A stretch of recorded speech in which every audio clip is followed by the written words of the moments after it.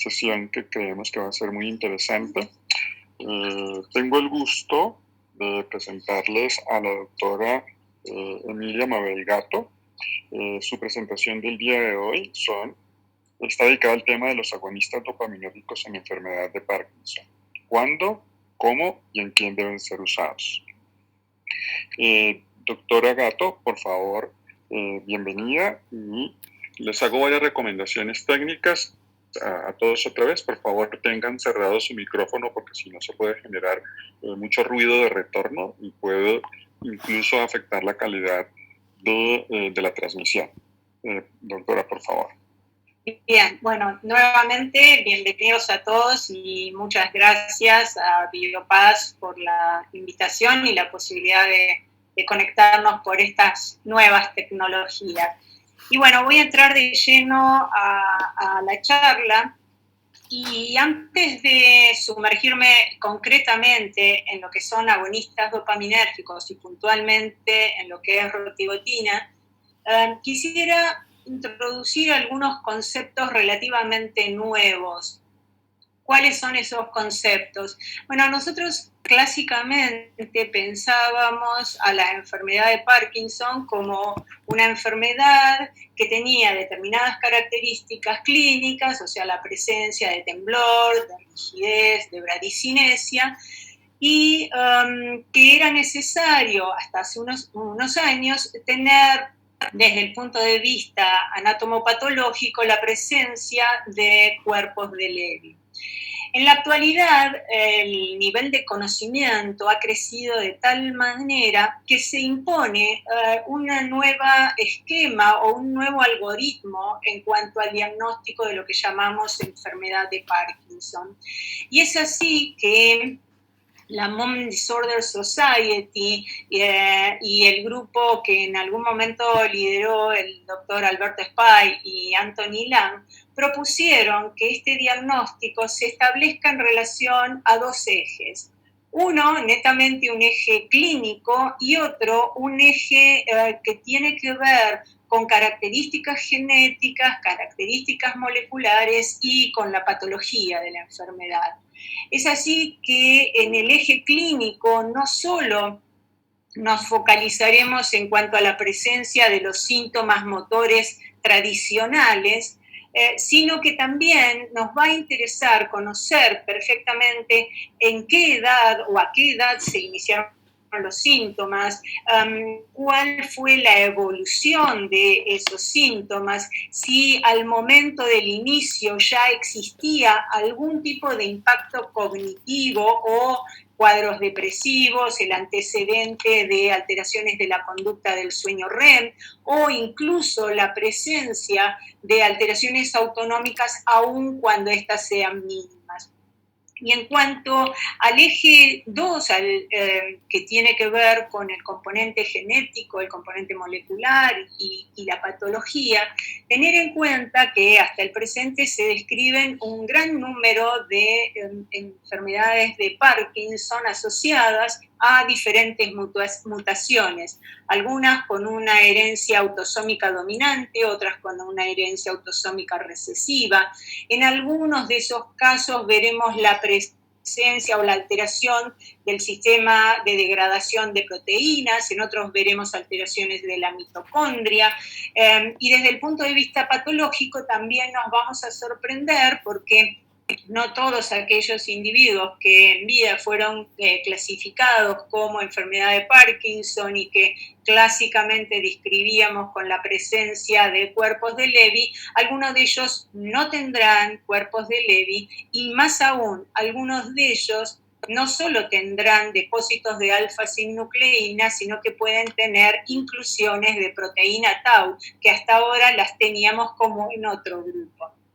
Entonces, esto lleva a replantear de alguna manera lo que es la definición y el diagnóstico de enfermedad de Parkinson. Como ustedes saben, el factor genético ha tenido un impacto enorme en cuanto al conocimiento, a la identificación de subpoblaciones, al conocimiento de mecanismos fisiopatogénicos involucrados en la enfermedad. Y como es bien sabido, existen algunas mutaciones que se consideran causales. ¿Qué quiere decir esto? Que son, digamos, la presencia de esa mutación se vincula con la causa es la causa que genera esta enfermedad. Así vamos a ver que dentro de las mutaciones causales existen algunas mutaciones que se heredan en un patrón autosómico dominante. La primera que se identificó fue la mutación de alfa-sinucleína. Luego aparece la mutación de LARC2, que si bien predomina en algunas poblaciones, sobre todo las poblaciones de origen judío askenazi, también mutaciones en este gen ha sido identificada en formas llamadas esporádicas de la enfermedad. Otras formas de mutaciones genéticas con herencia autosómica recesiva fueron vinculadas a mutaciones en PINK1, en Parkina, en DJ1, y también algo que es interesante es que muchas de las mutaciones que últimamente han sido descritas con un patrón de herencia recesiva, en general se asocia más a formas atípicas de parkinsonismo. ¿A qué me refiero? A que pueden tener otros elementos adicionales. ¿Qué otros elementos? La presencia de espasticidad, la presencia de convulsiones, en algunos casos impacto o deterioro en la escala cognitiva, otros tienen la presencia de distonía como un elemento muy marcado, lo que hace que se las agrupe dentro de este grupo de parkinsonismos atípicos. También es importante mencionar que existen algunas mutaciones que se caracterizan por ser causales, pero con una baja penetrancia. Ejemplo, la mutación del ARC2. Y después hay lo que se llaman variantes o mutaciones que lo que otorgan no es, o lo que explican no es un mecanismo causal, sino que actúan como un factor de riesgo incrementado para el desarrollo de la enfermedad de Parkinson. Entonces esto nos plantea un concepto muy nuevo que es el que quiero transmitirles en esta oportunidad y que, bueno, ha llevado algunas discusiones ahí con el doctor Spay respecto de si la enfermedad de Parkinson, tal como la conocemos en la actualidad, es un conjunto de manifestaciones clínicas producidas o influenciadas por diversos factores genéticos, o bien cada uno de estos cuadros constituye una entidad diferente y lo que nosotros debemos hablar no es más de enfermedad de Parkinson, sino de síndrome de Parkinson. Y esto apunta sobre todo, o este concepto, surge como consecuencia de la falla de muchos estudios en tratar de encontrar un mecanismo o un tratamiento que sea de tipo curativo para la enfermedad. Y estos autores lo que proponen es si uno debe abordar las terapias curativas de la enfermedad con un concepto de muchas drogas que puedan ser útiles en su combinación para actuar en múltiples poblaciones, es decir, en poblaciones que tengan mutación de GBA, en poblaciones que tengan mutación de LARC2 o en mutaciones que tengan mutación de PINK1. Por otro lado, algunos dicen que sería necesario identificar subpoblaciones. Por ejemplo, si alguien tiene una mutación específica para LARC2, bueno, hoy por hoy hay algunos inhibidores específicos de esa fosfatasa y probarlo solo en esa población, porque si yo lo quiero aplicar a otras poblaciones parkinsonianas, seguramente la respuesta va a ser nula o escasa. Hecho esta primera introducción, tal vez un poco más densa y más compleja, vamos a lo práctico. En la actualidad seguimos manteniendo el manejo, digamos, en el día a día, el manejo de la enfermedad de Parkinson desde el concepto de la reposición o el tratar de restablecer la funcionalidad, sobre todo de la vía dopaminérgica. Pero también tenemos que tener en cuenta en este slide, que es sumamente complejo y proviene de un artículo publicado recientemente por la doctora Armstrong, es donde se ve cuál es el armamentario farmacológico que hoy por hoy contamos para tratar a los pacientes con enfermedad de Parkinson. Los círculos verdes mencionan aquellas drogas que han sido utilizadas como útiles. Los círculos violeta señalan aquellos fármacos cuyo descenso de dosis puede contribuir a reducir la aparición de disquinesias. Y los círculos amarillos en realidad son aquellos que, si bien no hay una evidencia suficiente que avale su utilización, igualmente por tradición o distintas causas se siguen utilizando.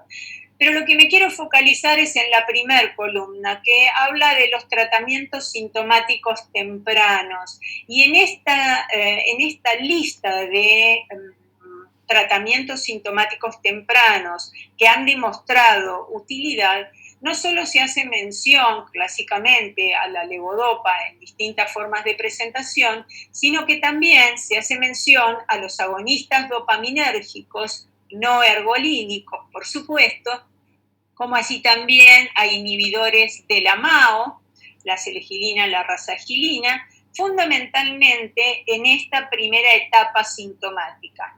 Fuera de lo que es la vía dopaminérgica, también se incluyen en algunos países el uso de anticolinérgicos y el uso de amantadina. Ahora bien, cuando nosotros nos enfrentamos a un paciente de reciente inicio de su enfermedad de Parkinson, lo primero que dentro de ese slide que inicialmente les presenté es definir edad de inicio y en qué etapa de la enfermedad estamos conociendo a ese individuo. Si lo estamos conociendo en una etapa prodrómica, si lo estamos conociendo ya en una etapa donde el paciente comienza a tener algún impacto motor. Y eso es importante porque va a depender de esta situación la estrategia terapéutica a tomar.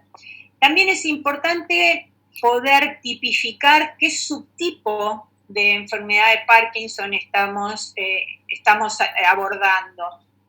Porque vamos a saber que en un estadio inicial, la mayoría de los pacientes van a tener una forma leve o moderada.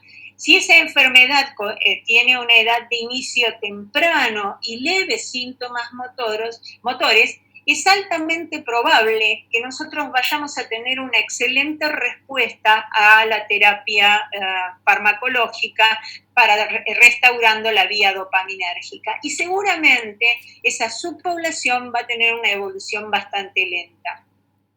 Otras formas van a ser formas más severas que en general afectan a individuos de una edad por arriba de los 40 años con síntomas motores severos o moderados, y allí vamos a ver que la respuesta que vamos a tener inicial a la medicación tal vez va a ser de moderada a buena.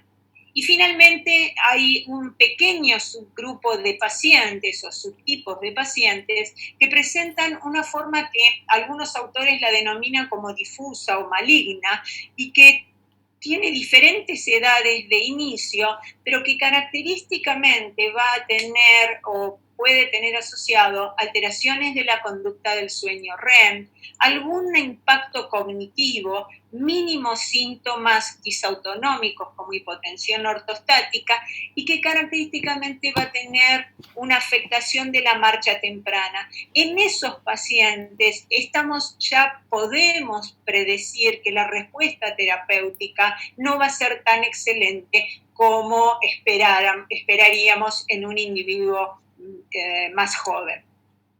Entonces, para abordar a estos pacientes, el principio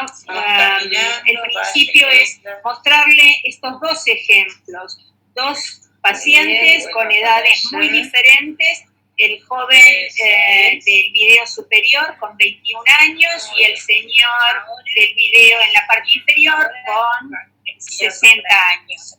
Bien, entonces, lo que nosotros tenemos que tener en cuenta es priorizar, o sea, qué objetivos vamos a establecernos en estos dos en este tipo de pacientes. Primero, priorizar el tratamiento. Estimular al paciente a mantener su actividad y a mantenerse móvil. También tratar de lograr que el paciente, por el mayor tiempo posible, permanezca en forma independiente. Y, por supuesto, tal como lo venimos mencionando previamente, individualizar la terapia de acuerdo a cada estadio y a cada forma fenotípica de la enfermedad. Esto es el concepto que se ha ido desarrollando a lo largo del tiempo, vinculado a lo que se llaman terapias o tratamientos de precisión. Ahora, en la actualidad existe muchísima controversia o mucha discusión acerca de cuándo, cómo, a quién iniciar el tratamiento antiparkinsoniano. Y realmente les recomiendo este artículo publicado en Lancet Neurology de este año, liderado por el doctor Anthony Lang, que realmente aparece como un artículo bastante provocador en muchos sentidos. Entonces, en este aspecto, ellos se basan en la revisión de la literatura y el primer concepto es que, bueno, basado en el estudio del DOPA, que demostró que realmente la levodopa tenía un efecto muy beneficioso respecto del placebo en cuanto a la mejoría de los síntomas motores. También este estudio demostró que a mayor dosis, por supuesto, la respuesta motora era mayor, pero también el riesgo de desarrollar disquinesias aparecía como más evidente. Otro hecho que demostró este estudio es que si bien los pacientes respondían, no se pudo demostrar un efecto neuroprotector de la levodopa. También hay otro estudio que es muy interesante, que es un estudio que surge de comparar dos poblaciones, una población italiana y otra población de Ghana. En estas dos poblaciones el objetivo de comparar fue tratar de ver si la levodopa, el inicio o el tiempo de la levodopa, era el responsable de la aparición de disquinesias.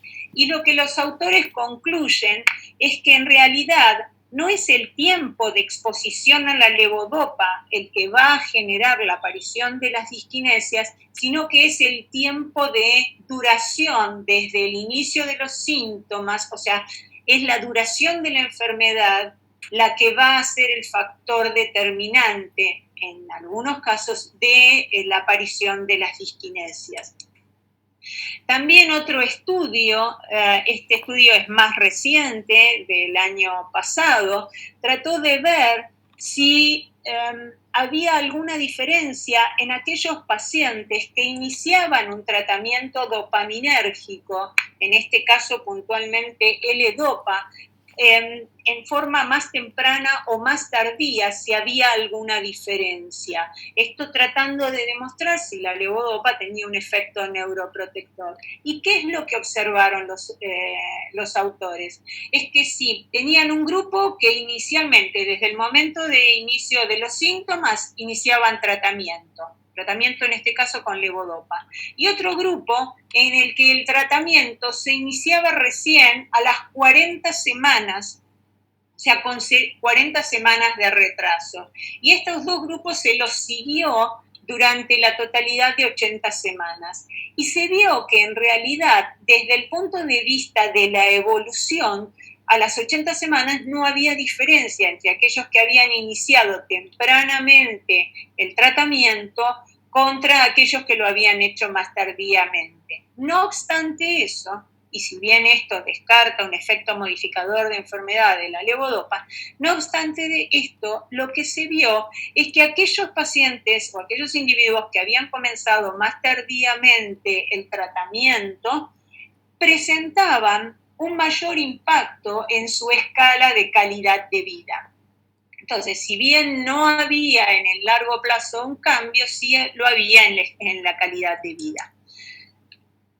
Ahora bien, cuando se compararon en el largo plazo, en estudios abiertos, grupos de pacientes que estaban tratados con levodopa, con agonistas o con inhibidores de la MAO, tratando de ver si en alguno de estos grupos la incidencia de disquinesias era mayor, lo que se observaba era que al cabo de 7 años, en realidad la tasa de incidencia en el grupo de pacientes que habían recibido terapias que ahorraban levodopa era discretamente menor, no alcanzaba rango estadísticamente significativo respecto de aquellos que habían iniciado con levodopa.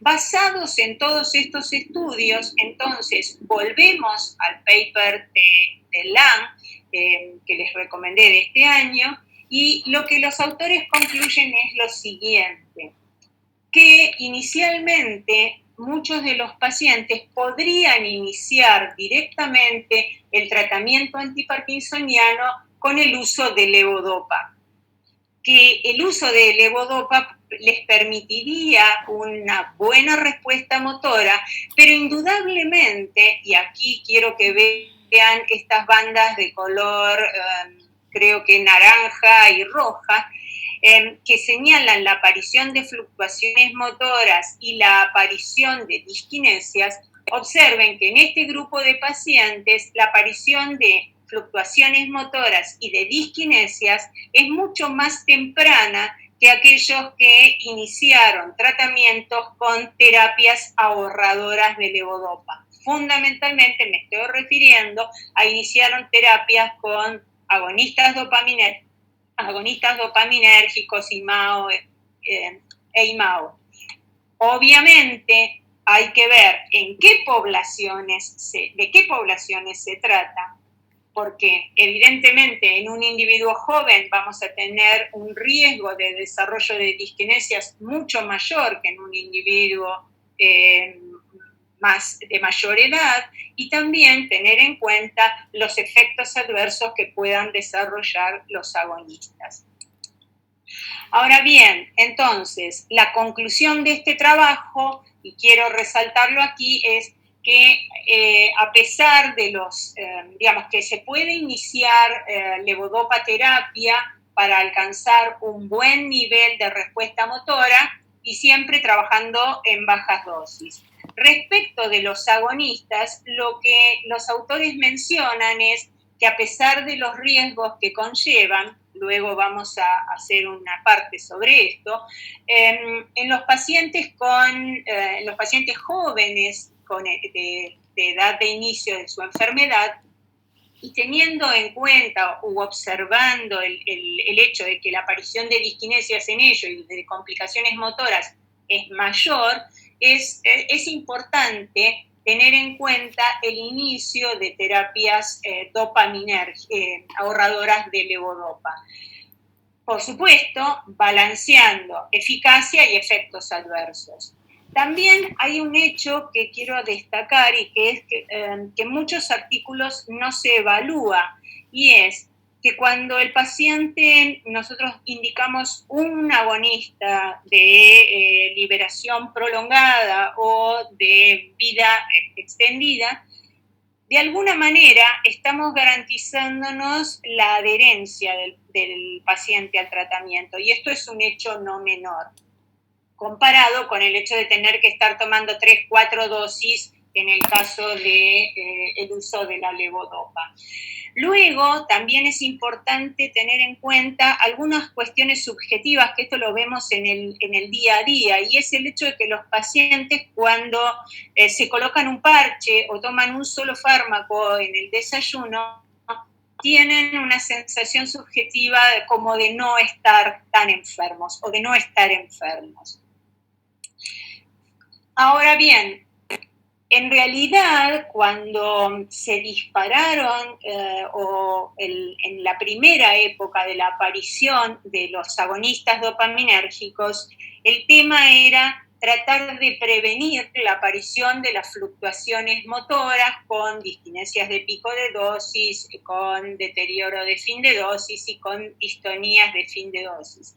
Y para los más jóvenes seguramente ellos no habrán visto casos como el de esta paciente. Este video fue un video casero de una de las primeras pacientes que yo vi hará muchísimos años, más de 25, donde lo que quiero mostrarles es la severidad de las diskinesias. Entonces esto había generado lo que llamamos la levodopafobia.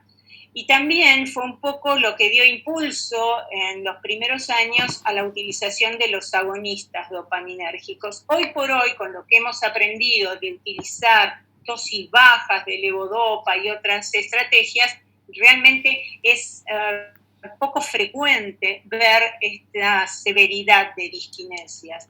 Y bueno, y ahora sí vamos a entrar de lleno a rotigotina. Y lo que quiero transmitirles es que, bueno, esta es una nueva, no nueva, pero bueno, el concepto del uso de rotigotina es un concepto diferente, porque no estamos utilizando la vía oral, estamos utilizando una vía transdérmica.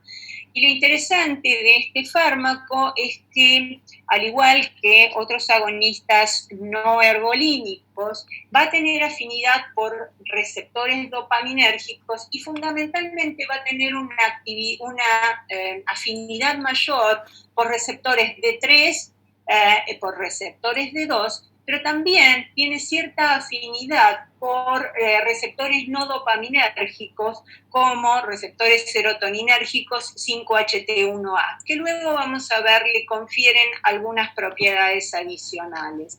Y la ventaja también de este fármaco es el hecho de la vida media prolongada. ¿Por qué? Porque dentro de los factores que se mencionan como un factor favorecedor de las fluctuaciones motoras y de la aparición de diskinesias, son aquellas estimulaciones dopaminérgicas de tipo pulsátil.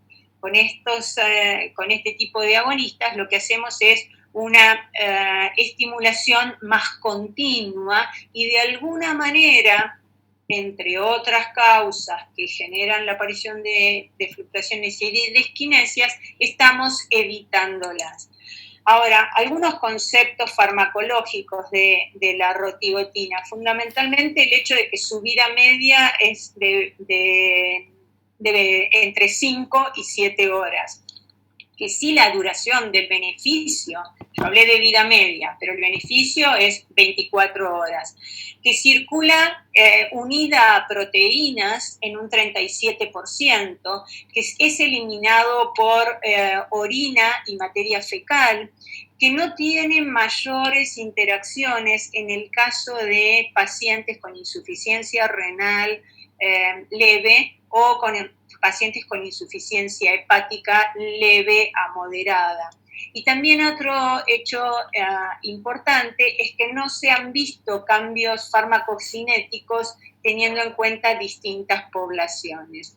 Finalmente aquí les agregué un esquemita acerca de las equivalencias con otros agonistas. En el caso de pramipexole, la relación pramipexole-rotigotina es 1 miligramo, 4 miligramos.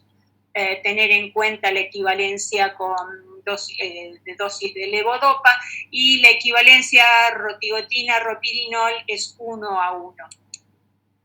Los estudios tempranos o los estudios iniciales con rotigotina demostraron que este fármaco aparece como muy útil en reducir las escalas motoras y en reducir los valores en lo que tiene que ver con la escala UPDRS.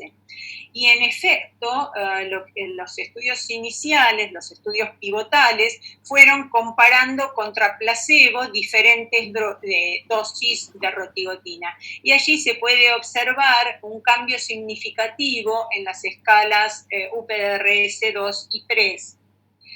Estudios sucesivos trataron de comparar ya no contra placebo, sino contra otro agonista, como es el ropirinol, y allí también se ve que la rotigotina tiene un efecto beneficioso con respecto a la mejoría en la escala UPDRS.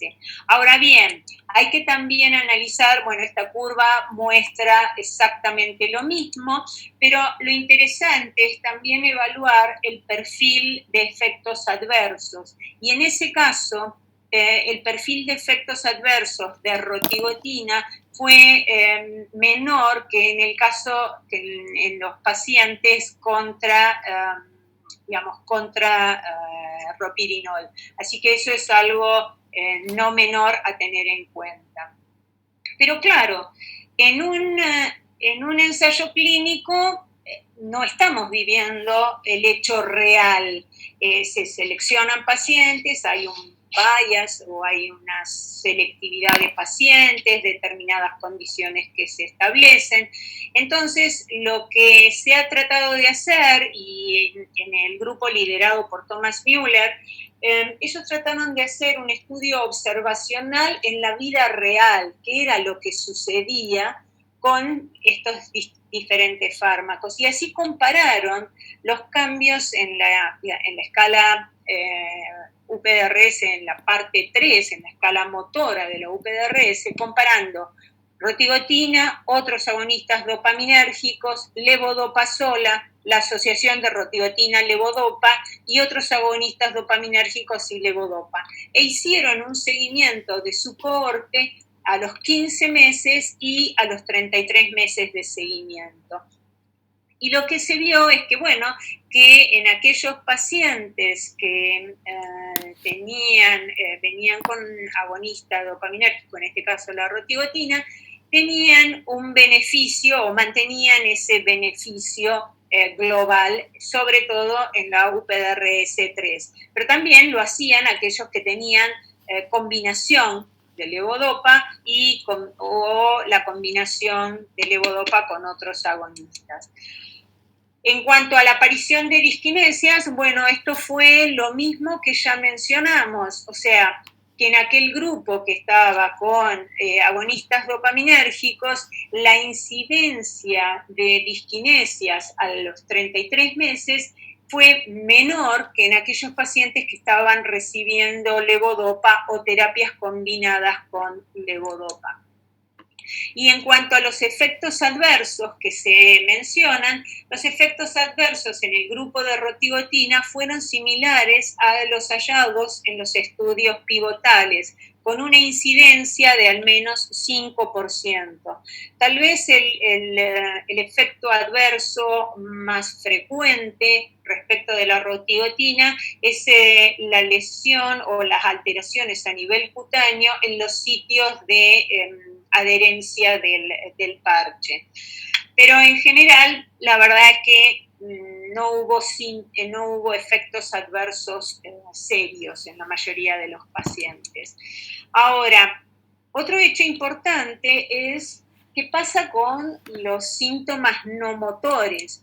Y entonces aquí, en realidad, en los estudios iniciales y sobre todo en el estudio RECOVER, que fue un estudio destinado a evaluar la respuesta de aquellos pacientes en un estadio temprano de la enfermedad, en distintos estadios, perdón, de la enfermedad que tenían alteraciones motoras matutinas.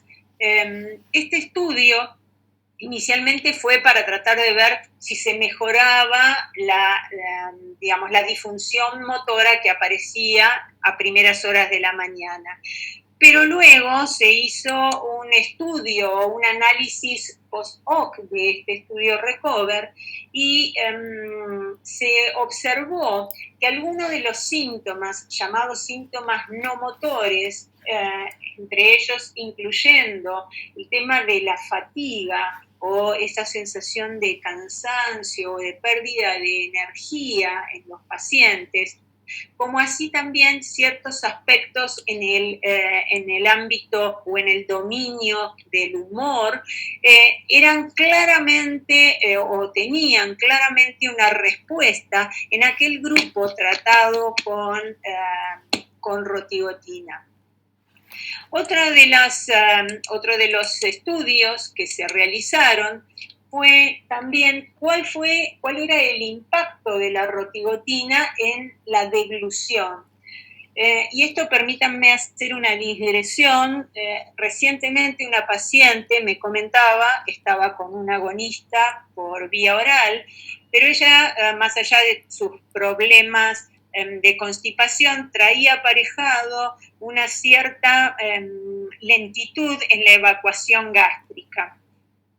Y realmente se le hacía muy engorroso, y un comentario de la paciente fue que en algunas deposiciones aparecía la píldora sin digerir. Entonces ahí tenemos un trastorno bastante significativo. Y en ese caso, la alternativa de la vía transdérmica aparece como una vía bastante interesante. Pero más allá de esto, también lo que se trató de ver es en los pacientes con alteraciones deglutorias, qué pasaba si se comparaba el uso de rotigotina con levodopa. Esto en pacientes naif de medicación previa. Y lo que se vio es que había una mejoría de la deglución en la fase oral, en la fase faríngea, de la rotigotina respecto de la levodopa. Ahora, cuando se evaluaban escalas de aspiración o escalas de seguimiento de severidad de la disfagia, en realidad las diferencias no alcanzaron valores estadísticamente significativos. También hay algún trabajo del año 2017 que menciona que posiblemente la rotigotina pueda ser útil en reducir la producción de saliva por parte de los pacientes con Parkinson. Y sabemos que la cialorrea es un problema en muchos pacientes. También no ignoramos que dentro de los síntomas no motores de la enfermedad de Parkinson, el trastorno del sueño es algo bastante frecuente, y las estadísticas hablan de insomnio en los pacientes con enfermedad de Parkinson en un rango muy amplio, dependiendo de los estudios, que va de 6 al 30%. Ahora bien, en el caso del insomnio, bueno, sabemos que hay distintos factores que pueden influir al insomnio, pero también existe la otra contrapartida, esos pacientes que tienen excesiva somnolencia diurna. Y sabemos que esa excesiva somnolencia diurna puede ser multicausal, y dentro de esa multicausalidad sabemos que tiene que ver en parte con la medicación, con aspectos psiquiátricos de la enfermedad, el hecho de la depresión, la ansiedad, el hecho de tener apneas o hipopneas, o sea, alteraciones del sueño, síndrome de piernas inquietas, alteraciones de la conducta del sueño REM, y todo eso impacta en la calidad de vida. En aquellos pacientes con trastorno del sueño vinculado fundamentalmente al tema de insomnio, el estudio o el análisis post-hoc de los estudios pivotales demostró, al menos en este metaanálisis realizado por Fey en el año y publicado el año pasado, un cierto beneficio del uso de rotigotina para el tratamiento de estos trastornos del sueño, los referidos fundamentalmente al insomnio. También sabemos que dentro de los síntomas que pueden presentar los pacientes con enfermedad de Parkinson, el dolor es un síntoma no motor bastante frecuente y es un síntoma difícil muchas veces de interpretar y en ocasiones hasta un síntoma de inicio. Ahora, ¿cómo se vincula esto con la enfermedad de Parkinson? ¿Cómo se vincula el dolor? Bueno, el dolor en la enfermedad de Parkinson tiene distintos niveles. Existen niveles supraespinales y espinales. Entonces, hay un componente a nivel medular, hay un componente a nivel vulvar, hay un componente a nivel del tronco, sustancia reticulada, a nivel del mesencéfalo y las fibras periacueductales, y a nivel supratentorial el hecho de afectación a nivel talámico y algunas áreas corticales. Y lo interesante es que en el compromiso estriatal que sabemos existe en la enfermedad de Parkinson, este compromiso estriatal dopaminérgico puede contribuir a la afectación de la dimensión emocional del dolor y a la sensación subjetiva del dolor por parte del paciente. Y por otro lado, también la dopamina puede actuar modulando el dolor en diferentes niveles, como ya mencioné, a nivel espinal, a nivel talámico, a nivel periacueductal y también a nivel del giro cingulado. Entonces, aparece razonable el pensar que el dolor podría tener alguna respuesta al tratamiento dopaminérgico.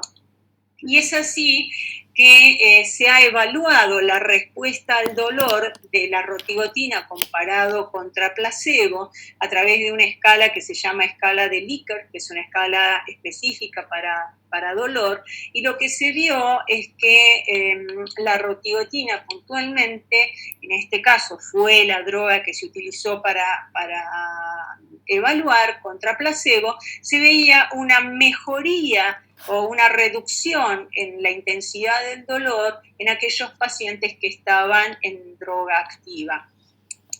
Otro hecho interesante respecto de los trastornos de los síntomas no motores es el tema de la apatía en la enfermedad de Parkinson. Y como todos sabemos, es muy difícil poder cuantificar y existen numerosas escalas que cuantifican la apatía.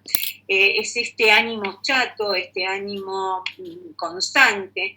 Y en este estudio realizado por Hauser y publicado en el año 2016, lo que los autores probaron o evaluaron fue qué pasaba con la apatía en los pacientes con Parkinson que estaban tratados con dos dosis de rotigotina, con bajas y con altas dosis de rotigotina. Y en realidad lo que los autores concluyeron es que si bien había una mejoría en lo que concierne a la escala UPDRS, a la parte 2 y 3 de esta escala, en lo que concierne a la apatía realmente no habían observado ninguna diferencia. No obstante ello, un metaanálisis publicado posteriormente revela que en el caso de la rotigotina, fundamentalmente en aspectos neuropsiquiátricos, si se mide con la escala de apatía, y ahí tenemos que hacer una salvedad, porque depende de la escala que midamos, también puede haber variaciones, existía un cierto beneficio a favor de la rotigotina. Como así también cuando se medía la escala de BERT para la depresión, que en realidad también muestra una tendencia a favor de este fármaco. Y también este mismo grupo trató de evaluar con diferentes escalas el tema de fatiga. También muestra una tendencia que favorece a este agonista dopaminérgico. Tenemos que tener en cuenta, esto es un metaanálisis, no se han utilizado las mismas escalas, no se usan las mismas poblaciones, pero es un dato que nos avalaría. En cuanto a condiciones especiales, quería mencionarles simplemente algunas cosas. Uno es el hecho de, si en el caso de que tuviéramos que pasar de un agonista a otro, la posibilidad de de poder realizarlo con las equivalencias que les mencioné previamente. Otro hecho que quisiera resaltar es que estos estudios de inicio tardío, y estos estudios de inicio tardío en general se hacen para tratar de demostrar si existe un factor modificador de la enfermedad, es decir, si aquellos pacientes que inician más tempranamente un determinado fármaco tienen una evolución diferente, más lenta que aquellos que lo hacen más tardíamente. Por ahora no tenemos ninguna demostración que la rotigatina tenga un efecto neuroprotector, al menos in vivo y en estos estudios realizados con el esquema de inicio tardío. No obstante ello, hay algunos modelos experimentales que sugieren que en el modelo de rata parkinsonizada con 6-hidroxidopamina, la rotigotina y a través de su agonismo serotoninérgico podría reducir el estrés oxidativo por aumento de la liberación de metalotioninas a nivel de la astroglía. Pero repito, estos son absolutamente estudios experimentales. In vivo, por el momento, no se ha podido demostrar esto. Finalmente, o en los últimos minutos, lo que voy a hacer hincapié es en una de las complicaciones tal vez más temidas por los neurólogos en los últimos años, y esto a partir del uso de los agonistas dopaminérgicos, y que es el trastorno de control de impulsos y los trastornos relacionados. Primero importante es definir cuáles son los trastornos de control de impulsos. Se definen como tales el atracón, al juego patológico, a la compra patológica y a la hipersexualidad. Y después hay todo un espectro de trastorno de control de impulsos, que es el panding, que es esta tratar de coleccionar cosas sin una finalidad, el hobbyismo, el vagabundeo, hay algunas, adherencia a Internet. Hagamos salvedad, creo que últimamente todos con el tema de COVID y estar en casa y cuarentena nos hemos hecho adictos a la tecnología, pero bueno, lo interesante es poder señalar que el trastorno de control de impulsos en general en los pacientes tratados con agonistas dopaminérgicos va a tener un rango de prevalencia bastante variable y también tendrá que ver con características poblacionales. Y en esto quiero hacer un hincapié. Aquí se menciona el shock de las compras compulsivas un 7%, el juego un 6%, el atracón un 5% y la hipersexualidad un 4%. Ahora, todo esto es variable dependiendo de las poblaciones. ¿Por qué? Porque en el trastorno de control de impulsos no solo está dado por factores farmacológicos vinculados al uso de los agonistas dopaminérgicos. Tengan presente que también ha sido descrito trastorno de control de impulsos asociados al uso de inhibidores de la MAO. También tengan presente que hay factores demográficos, factores genéticos, ciertas mutaciones de los genes codificantes de receptores dopaminérgicos D2 también tienen un rol en la aparición o en la predisposición o en el riesgo de desarrollar estos trastornos de control de impulsos. El antecedente de rasgos de personalidad o alteraciones del humor como depresión, el antecedente de adicciones como el tabaquismo, el alcohol, el comienzo más temprano de la enfermedad, también actúan como un factor predisponente. Y también aquí se menciona que en algunos casos la estimulación cerebral profunda puede actuar como un factor precipitante del trastorno de control de impulsos. Esto es un hecho no menor, el trastorno de control de impulsos, porque se han dado situaciones realmente muy serias. Y esto es algo que nosotros al momento de decidir qué terapia vamos a iniciar con el paciente, tenemos que investigar estos factores, tenemos que tenerlos en cuenta porque realmente impactan no solo en la calidad de vida del paciente, sino también en su entorno.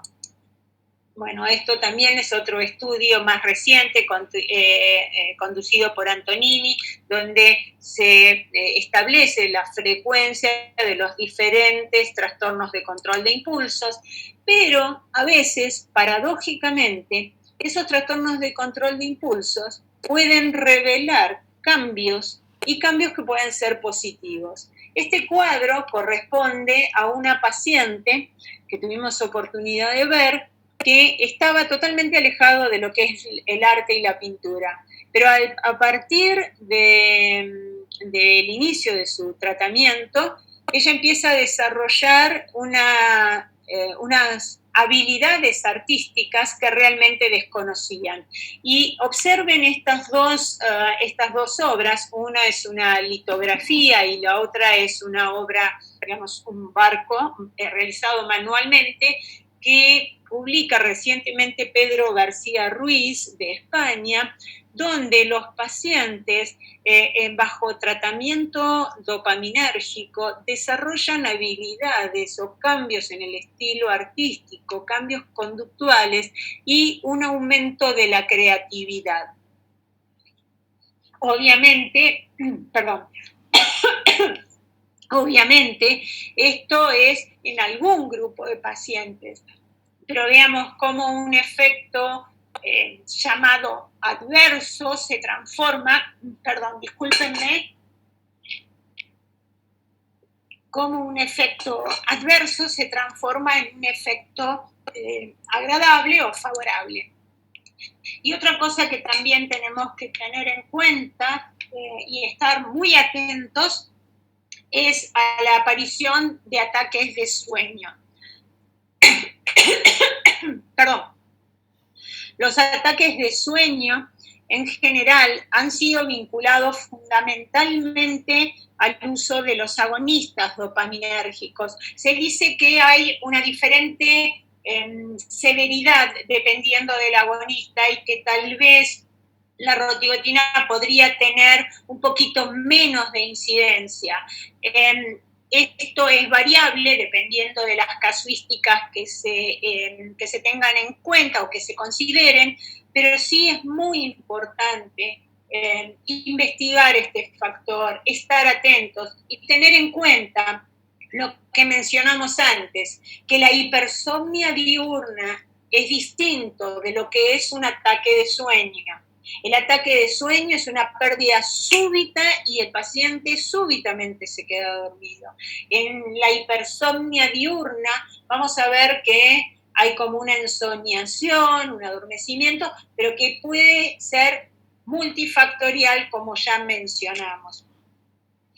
Y finalmente, un tema no menor es el hecho del síndrome de abstinencia por el uso de agonistas dopaminérgicos. Este síndrome de abstinencia por la supresión abrupta de los agonistas puede llegar a tener una frecuencia o una incidencia del 19% de los pacientes tratados. En general, se va a traducir por un cuadro de ansiedad, de agitación, irritabilidad, y que en general la severidad es leve a, digamos, de leve a severa. En general tiene un curso autolimitado, aunque a veces puede prolongarse en el tiempo, y que rápidamente mejora con la represión del agonista. Pero también tener en cuenta que el trastorno de control de impulsos, o si un paciente ha tenido historia de trastorno de control de impulsos, es muy probable que pueda desarrollar un síndrome de abstinencia a agonistas dopaminérgicos en el caso de una supresión abrupta. Y también tener en cuenta que a veces cuando se realiza, pacientes son sometidos a estimulación cerebral profunda, a veces se puede estar tentado a reducir abruptamente el uso de los agonistas y eso puede actuar como un disparador para este síndrome de abstinencia. Finalmente, quiero concluir con estas dos slides donde se hace un resumen de las indicaciones. Esta es una revisión de la Movement Disorder Society y es una revisión basada en medicina basada en la evidencia de cómo tratar los síntomas motores en la enfermedad de Parkinson. Y inicialmente para tratar o para prevenir, en realidad hasta ahora no tenemos un elemento que nos abogue o que nos indique que realmente hay un factor de neuroprotección. En cuanto al tratamiento sintomático, lo que ha demostrado utilidad es el uso de los agonistas no ergolínicos, la levodopa y los inhibidores de la MAO, y en aquellas formas tremorígenas el uso de anticolinérgicos. Por otro lado, en aquellos pacientes tempranos o estables que requieren alguna terapia adicional al tratamiento con levodopa, se pueden adicionar agonistas dopaminérgicos, inhibidores de la MAO, que han demostrado ser clínicamente útiles. Se puede agregar sonizamida en aquellos pacientes con temblor muy severo. Y existen otros que son de carácter investigacional. Y finalmente este artículo, que nuevamente les reitero, de la doctora Armstrong, publicado este año, donde en los pacientes parkinsonianos que presentan síntomas motores, bueno, la terapia inicial puede estar dada o por levodopa, o por agonistas, o por inhibidores de la MAO. Esto dependerá de qué población de pacientes estamos hablando. Recuerden, en los más jóvenes, el concepto de que el uso de los agonistas puede ser útil, siempre y cuando, digamos, los síntomas sean leves o moderados. Es una alternativa a tener en cuenta. Así que, y el último slide es mostrarles 3 casos clínicos para que si alguno después tiene ganas de hacer una respuesta de qué terapia iniciaría, sería bastante interesante. Esta es una paciente joven, como pueden ver hay un menor balanceo en el hemicuerpo izquierdo, si bien tiene también temblor bilateral, pero el cuadro predomina a izquierda. Esta otra paciente, y disculpen que va a deformar la imagen, pero no tuve forma de corregirla. Observen la disminución de balanceo, la hipomimia que presenta esta paciente. ¿Sí?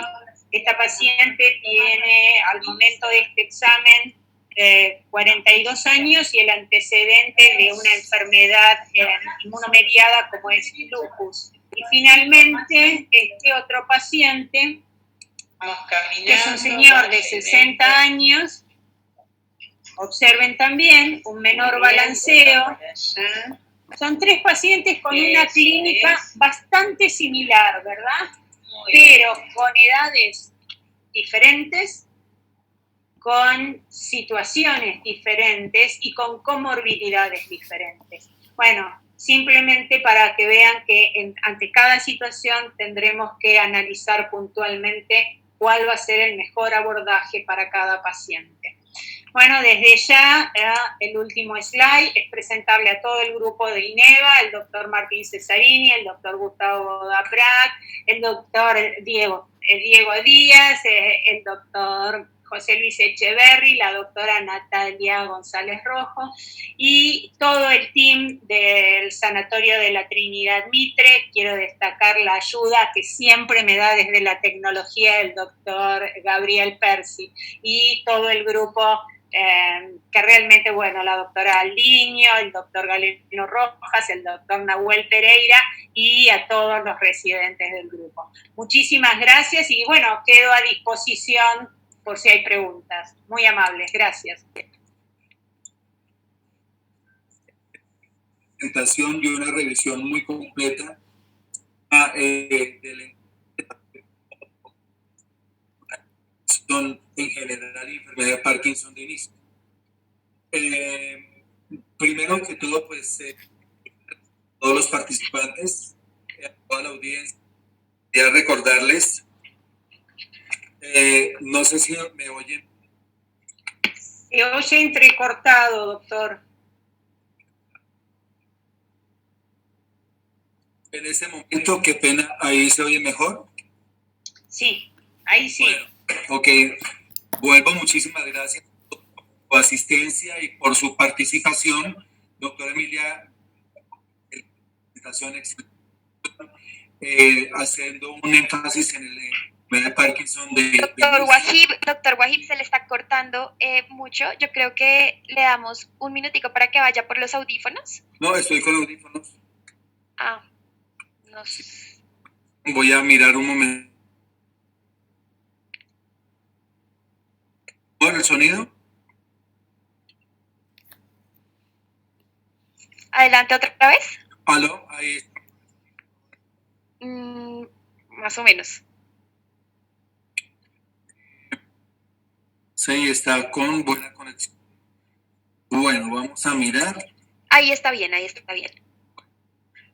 Dices, por favor, disculpen por el conveniente tecnológico y queremos darle las gracias muy especialmente a todos los participantes. Doctora Emilia, una excelente presentación, una revisión muy completa sobre el manejo terapéutico y el enfoque inicial del manejo en enfermedad de Parkinson. Quiero recordarle a la audiencia que Biopaz ahora es Neupro, es quien está manejando Neupro CB, y pues estamos a disposición de todos para resolver dudas, y también nos ponemos a su entera disposición con Neupro.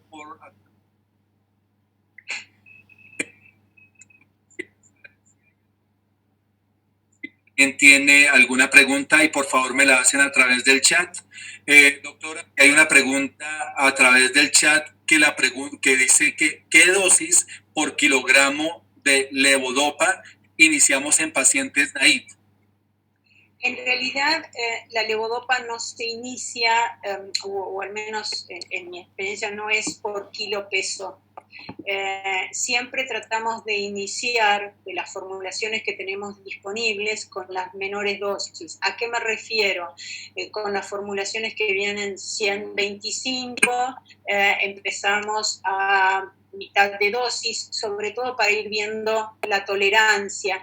Muchas veces con la levodopa, a diferencia del caso de rotigotina, tenemos el tema de náuseas, que es bastante frecuente, entonces tenemos que ir evaluando tolerancia.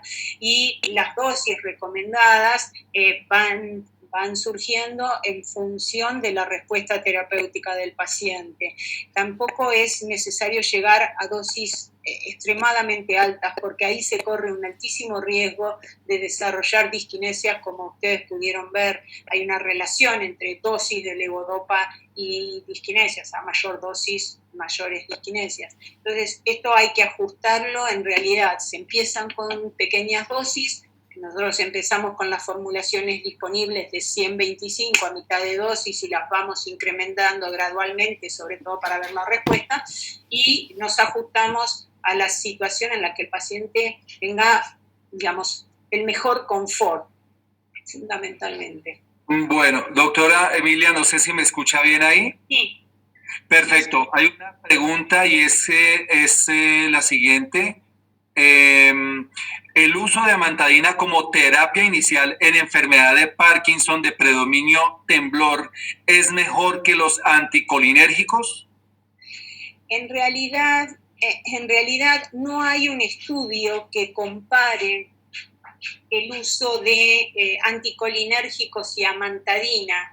No hay un estudio head to head para comparar ambas drogas. En nuestro medio, o al menos en mi experiencia personal, el uso de anticolinérgicos prácticamente es nulo. ¿Y por qué les digo que es nulo? En mi caso, fundamentalmente porque los anticolinérgicos tienen impacto en la esfera cognitiva. Y sabemos que estamos frente a una población, la mayoría añosa, pero aún en los individuos jóvenes ya tempranamente, si hacemos algunas evaluaciones cognitivas, veremos que hay alguna afectación en algún dominio. Entonces, para evitar el impacto sobre la cognición, prácticamente, al menos lo que yo tengo conocimiento aquí en Argentina y los colegas que trabajamos con enfermedad de Parkinson, prácticamente no utilizamos anticolinérgicos. Y sí utilizamos amantadina, pero como inicio en aquellos pacientes que tienen formas muy tremorígenas, muy severas, pero no es la droga que elegimos de inicio. Siempre que tenemos que iniciar un tratamiento, si es una persona joven, tratamos de dar la chance o la prueba con un agonista dopaminérgico cuando está permitido. Sí. Bueno, doctora, otra pregunta. El doctor José Echeverry le envía una felicitación por su charla y pregunta qué evidencia hay que Neupro tenga menor efecto adverso del control de impulsos que si se compara con pramipexol o ropinirol. Bien, a ver, siempre se ha dicho que la rotigotina podía tener un efecto, digamos, una incidencia menor o un impacto menor en el desarrollo de trastorno de control de impulsos respecto de los otros dos agonistas, del pramipexol o del ropinirol. Lo cierto es que estudios comparativos, en realidad no son estudios comparativos exactos, pero la revisión y los metaanálisis muestran que esta diferencia no llega a alcanzar un rango significativo. Que en realidad, justamente por esto que les mencionaba previamente, porque no es solo el factor farmacológico, sino que hay otros factores que también impactan, como factores genéticos, factores culturales. También impactan, además de estos factores genéticos, el antecedente. Entonces, no es solo el fármaco. El fármaco influye. ¿Hay trastorno de control de impulsos con levodopa? Sí, están descriptos. Y con levodopa también hay otro cuadro que a lo mejor olvidamos muchas veces, que es la disfunción el síndrome de disregulación dopaminérgica, que es en definitiva un uso compulsivo de levodopa y que puede generar psicosis y alucinaciones y cuadros psiquiátricos. Entonces, si bien con los agonistas se ha visto más frecuentemente, no es la única causa. Y cuando se comparan unos con otros, en general uno tiene la sensación de que la rotigatina sea un poquito menos favorecedora, pero no hay un valor estadísticamente significativo, ¿sí? Ok. Y otra pregunta que hacen acá, doctora, el costo-beneficio respecto a pramipexol y ropinirol por la clase. En realidad no hay mayor diferencia en esto, no. Costo-beneficio en cuanto a qué se refiere, a tema económico, al beneficio que se obtenga, no, perdón, pero no veo esta diferencia. Ok, listo. Seguimos para la siguiente. Comentó que la terapia con DBS podría desencadenar un trastorno en el control de impulsos. ¿Eso es particularmente mayor para el núcleo subtalámico? Así fue descrito, porque el subtálamo, recordemos que tiene, digamos, más ventral, podría tener mayor conexión con todo el circuito mesolímbico cortical. Habría una mayor influencia así en el grupo subtalámico.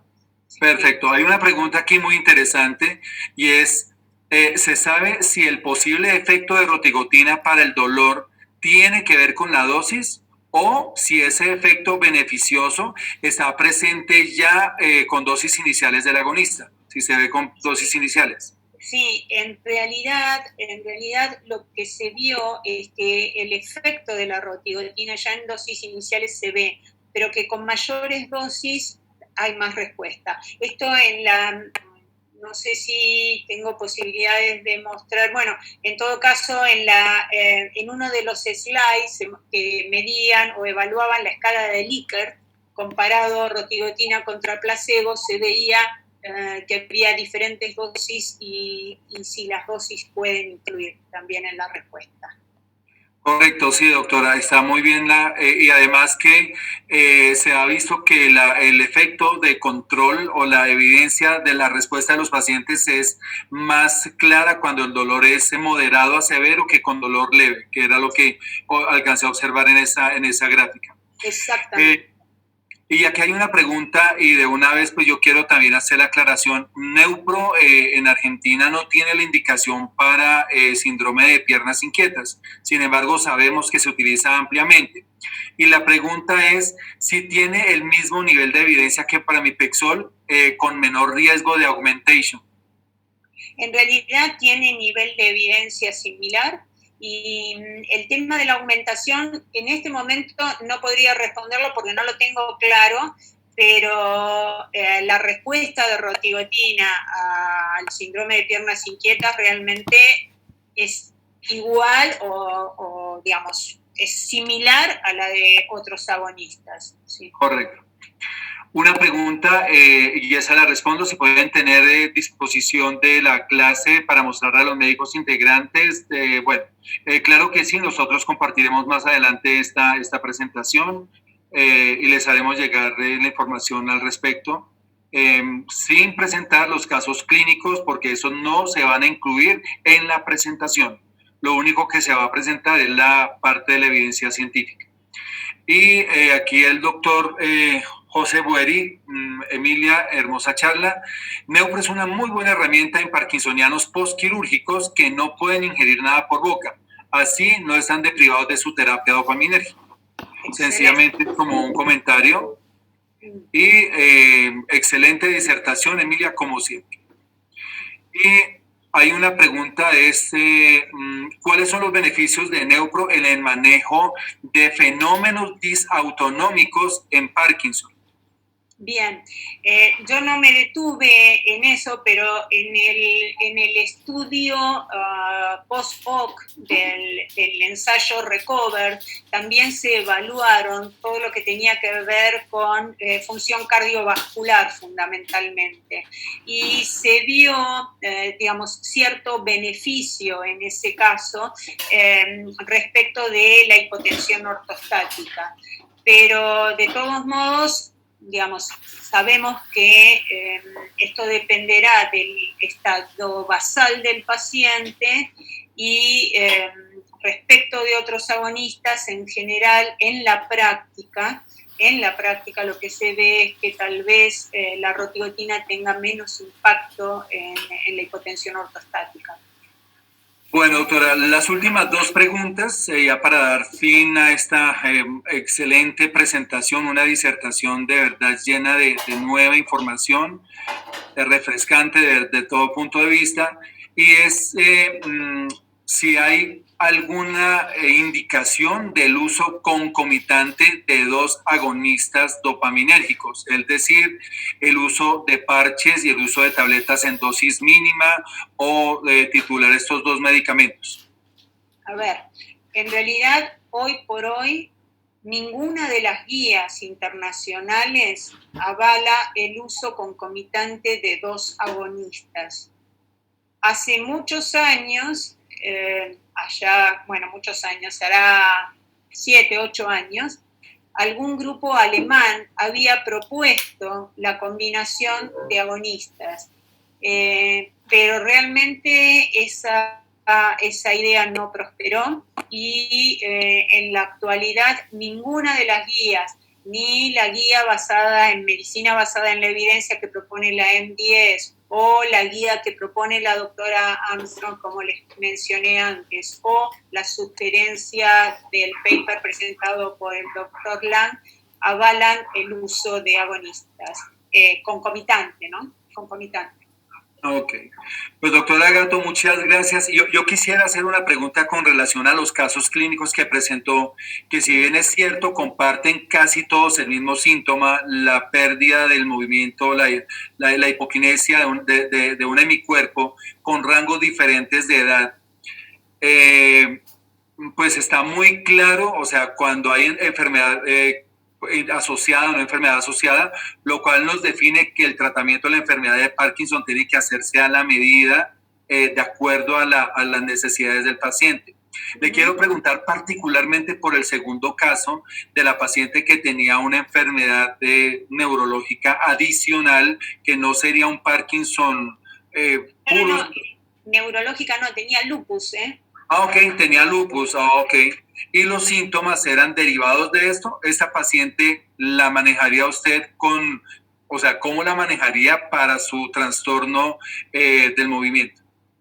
Bien, yo ahí hice una pequeña trampita, debo confesarlo, porque esa paciente es una paciente con un lupus y muchas veces uno piensa que ciertas enfermedades autoinmunes pueden favorecer la aparición de parkinsonismos. Y esta fue una duda que se generó al principio, si lo que la paciente tenía era un parkinsonismo secundario a su enfermedad inmunomediada. Hay algunos pocos casos reportados y este año en